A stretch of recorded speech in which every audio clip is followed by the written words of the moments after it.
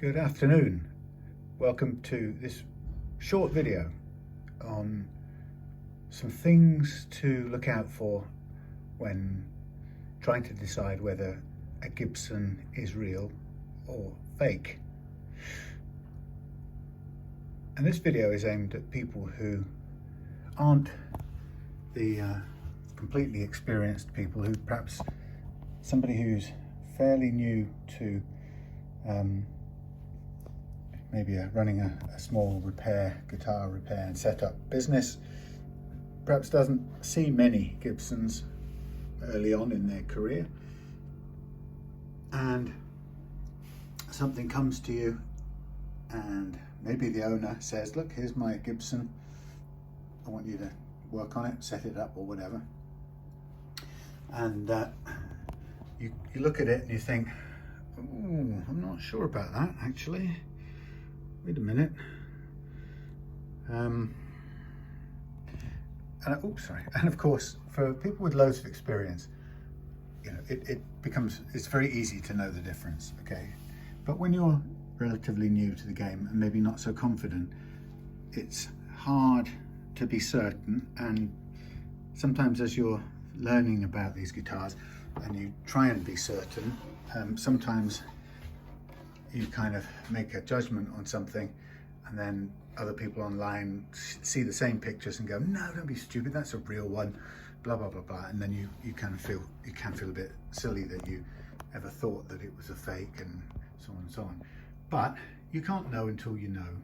So I got a guitar coming yesterday which interested me because, and this wasn't any kind of deception, just the way it was described to me as a Gibson 335, and I hadn't, apart from an email exchange, I hadn't spoken anymore to the owner, and the thing arrived yesterday and I got it out of the box and had a feel of it and a look at it, and then started to think, wait a minute, this doesn't look right. Again, I'm not that fantastic expert, so I put together a few things on a notepad as I was going through it to figure out what it was about this that didn't feel good to me. And I'll just basically recount some of the things that I found along the way, because obviously I used Google to help me to figure out what was and wasn't real. Now, as it happens, I'm going to set this guitar up for the owner, and the owner is fully aware that it isn't a real Gibson. There's no, I wrote back saying, oh God, I hope you already know this isn't, you know, blah blah blah. In fact, what it is, it's an AliExpress 335. About 197 quid, or at least according to my browser. And you know, occasionally, sometimes I do have to bring bad news to an owner where I find something, often it's something, a breakage or something, but that's my responsibility to let them know what I find. And so I let the owner of this know, and they said, yeah, you're 100% right, of course it's not a real one, it's blah blah blah blah. Anyway, but he likes the way it feels and plays, and so he wants it set up, the frets sorting out, which I'm quite happy to do, but I won't be doing it on camera because Chibson videos just get abuse, really, and I don't need hits and abuse at the same time. I could just do without that. Anyway, I'm not condoning buying them. I wouldn't buy them personally, but you know, like any strange oddity, I find it interesting to come across them. So what is the first thing that made me think this isn't a Gibson? Well, first thing I saw is this, the bridge. This is a sort of modern Far East bridge. And now, if I say anything absolutely, then I'll get told by some expert that there is an exception to the rules. I can't ever say no, or can't ever say never. But with an asterisk saying possibly there's one oddity out there in the world somewhere. The story is that Gibson never made a bridge like this. The Gibson bridge has a small little hole. It sits on a small threaded rod and a much smaller hole. And the wind wheel, the thumb wheel, is much bigger. Okay, so if you ever see the slot here for tightening it, it's actually a very good invention of the modern Chinese made or Far East guitars. It makes it much easier to adjust. But then the thumb wheel became a sort of pointless addition, so they just got smaller. like atrophied. But anyway, so this is the first thing that made me think. But I have called foul on a guitar like this before, and somebody said, no, actually, believe it or not, Gibson actually made, somebody claimed Gibson actually made one like this. Other people online claimed they absolutely never did. But to me, that's the first sign. So I looked at that and I started looking around at other places. And the next thing, of course, is I looked in here and I couldn't find any sticker referring to the manufacturing. I found a bit of strange stuff in there, bird poo. No sticker in there and no sticker in there. So that's not impossible. It could have fallen off. It could have slipped out through the F-hole, but it doesn't have a sticker. So it's got a non-Gibson, almost certainly non-Gibson bridge, doesn't have a sticker.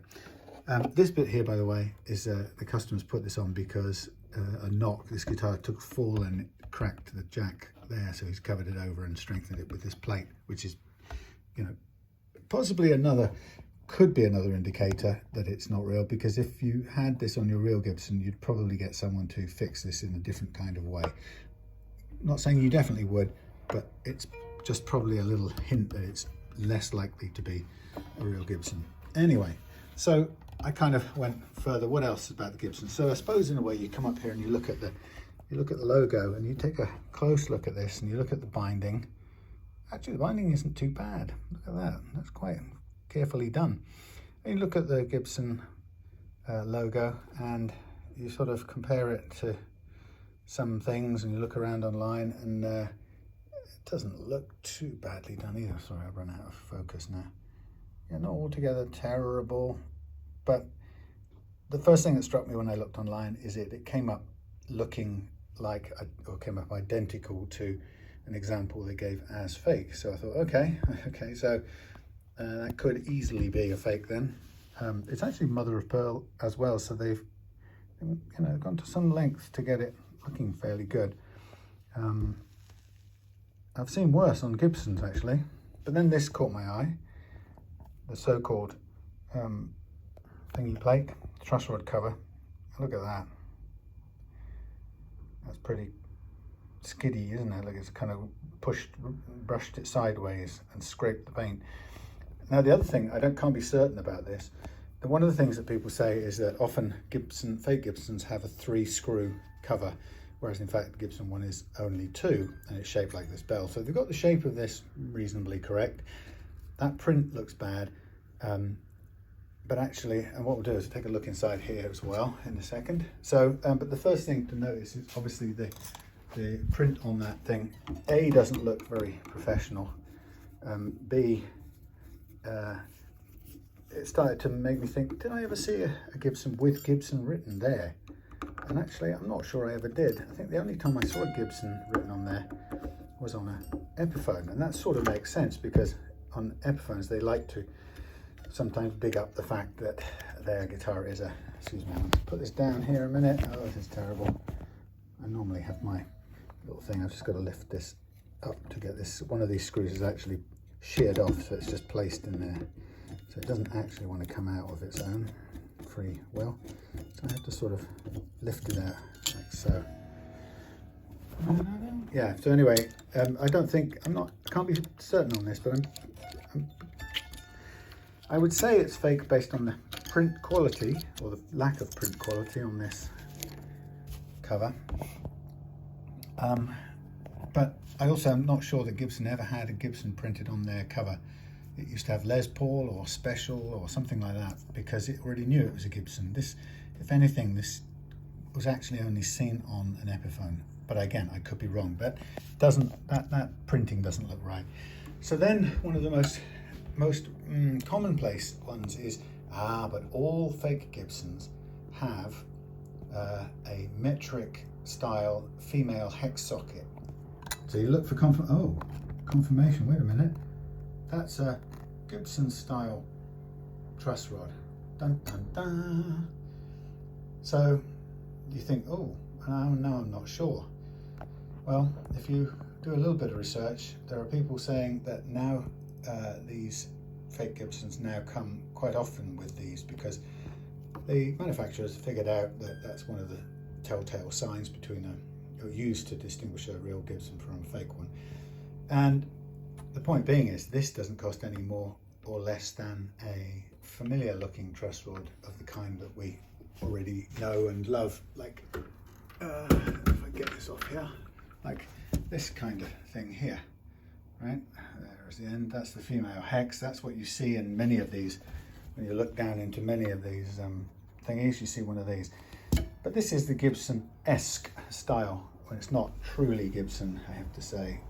So what they're doing is they're using a sort of similar style to, you know, add to the illusion. So that could confuse you if you were new to the game. So the other thing then is you look at this and you go, what is that made of? And you would be forgiven for thinking that's potentially plastic. It looks pretty plastic to me, and that looks pretty cruddy with a little chip in the corner where it's cracked. So okay, that's not a good sign.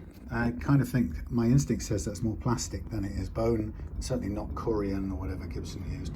Then you come here and you go, wait a minute, there's a which Gibsons, if any, now I don't know the answer, but which Gibsons, if any, had a block on the first fret? I don't know. But then you can also now see another critical thing. Now, we all heard that Gibsons have nibs, or we've seen that Gibsons have nibs on the end of the frets, except where they've been refretted and sometimes they aren't replaced. Because that, looking at this, that would mean replacing the binding as well. So I looked online again just to double check the story about nibs, and the word on the street is that every bound Gibson neck had nibs. So the only thing you could say about this, if it was a Gibson, is that this had to be a refret, and I'm not at all convinced there's anything about it that says it is. So there's another little thing down here that I spotted. Let's see if I can home in on it for you. Look at that gloop.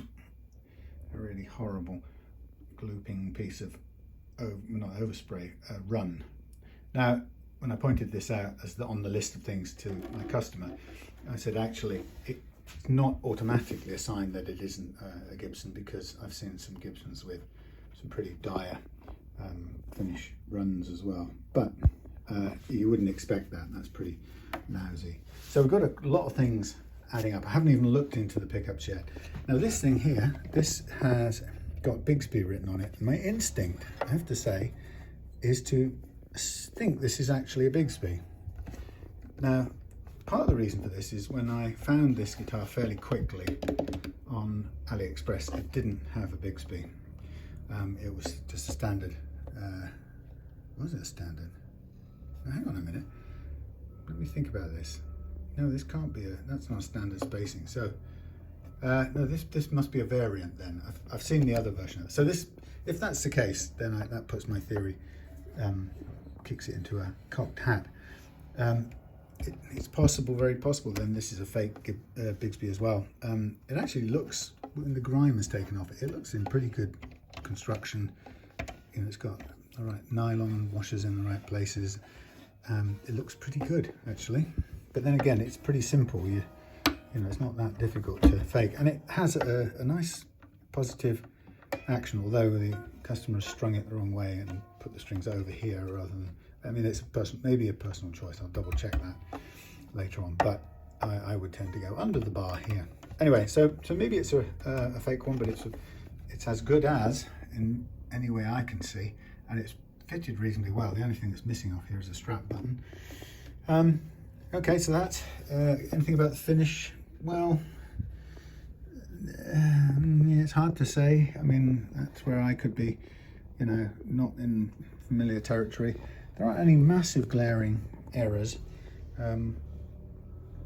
but you know, nothing stands out a mile that says this is, you know, bleeding colour and terrible mistakes. So the finish is, yeah, you know, okay. It's got a very it looks like a very symmetrical thing, so it might even be a printed thing rather than a printed flame rather than any kind of real flame. I certainly wouldn't imagine that it's any quality bits of maple going on underneath there. Now, what else is there? Oh yes, another thing. Okay, so there's another important thing. So researching this is a standard cheap Far East new style. The Gibson style one is different. It has a sort of, it goes down in a cup shape, almost a bowl shape in there. But this is definitely not a Gibson style switch. And then as you're looking at here, without pulling out the gubbins, another piece of wisdom, and again, there may be variations to this. Another piece of wisdom says that Gibsons typically, two pickup Gibsons like this, typically will have braided wire most of the way around inside. And actually, if you look in here, you can't see any braided wire at all. This is all PVC sheathed, cheaper looking stuff. So again, another suggestion. The neck itself, it actually feels really nice, and it has, I think it's, I really can't really see very well, but it seems to be fairly hard to see. It's in reasonable shape all round. Played quite nice, and actually, oddly enough, the pickups sounded quite nice, so I have no idea what they are. Over to the back side, it's obviously been sort of hand sanded back to a bit of a satin finish, and there's lots of scuffing over here, so it's been done pretty crudely, but you know, it adds to a bit of lived in sort of feel to it. But let's go up to the top end. There's been a knock here which has cracked the finish, or cracked the joint, or certainly cracked the finish around the edge of that joint. Now come to the back, and here's a good sign. I don't think I've got the lighting good enough here to tell, but let's start with the logo. So you look at this logo and you go, right, good clear view, the logo, decal, you know, serial number, and it's bold and it's made in the USA. And you look at this and you go, well, what's that like? And it's, you know, it's pressed into it, it's recessed, it's sort of stamped in some way or other, but it looks like it's stamped into the finish, not the wood. So if you go online and look for fake, actually not online, if you go online, go to AliExpress and look at the 335, this guitar without the same factory, but with, or same group of factories, but without the tremolo arm on it, you'll see numbers looking exactly like this. Same color paint in the bottom of the what's it, same identical layout, same typography. And actually, the funny part is when you put this number into the Gibson registry, this thing comes up as the Tuesday the 20th of March or something, 2006, when you put this number in. And then the one on the AliExpress page, which is same basic guitar, had almost the same number with I think it was 600 on the end there. I put that number in and it said the same day, so that's just too much of a coincidence. So anyway, there's that. Now the other thing here is the fake Grovers, quite a good tell. Look at this sort of matte finish. Real Grovers are gloss, they're smooth and they come up as a gloss finish. This is dimpled, can you see that? If that wasn't enough, then the other final little detail, if I can locate it, is that this black thingy here, split, is actually on this, it's a split washer.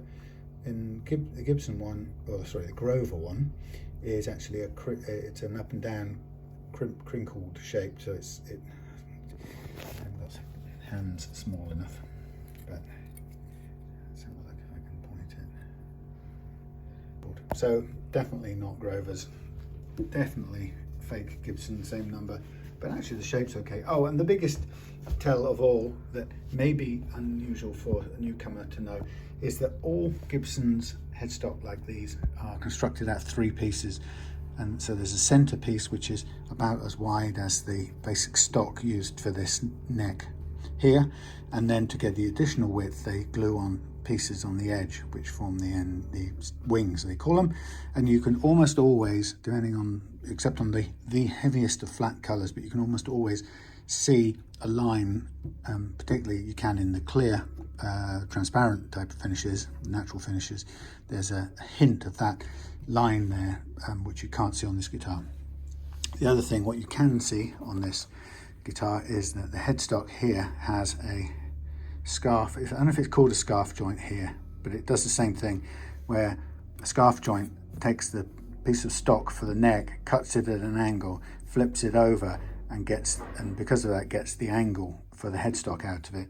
This is following the same principle, but it's done across the base of the headstock here, and in the right light you can actually see the change of timber underneath there, which is not a Gibson thing. So those are the majority of the things that I was looking out for when I was deciding what to do. And because for whatever reason my customer hadn't headed up the email by saying, oh, by the way, it's a fake Gibson, and for all I know it could have been a test, or it could have just been an oversight, or just a bit of fun, or whatever, it doesn't really matter.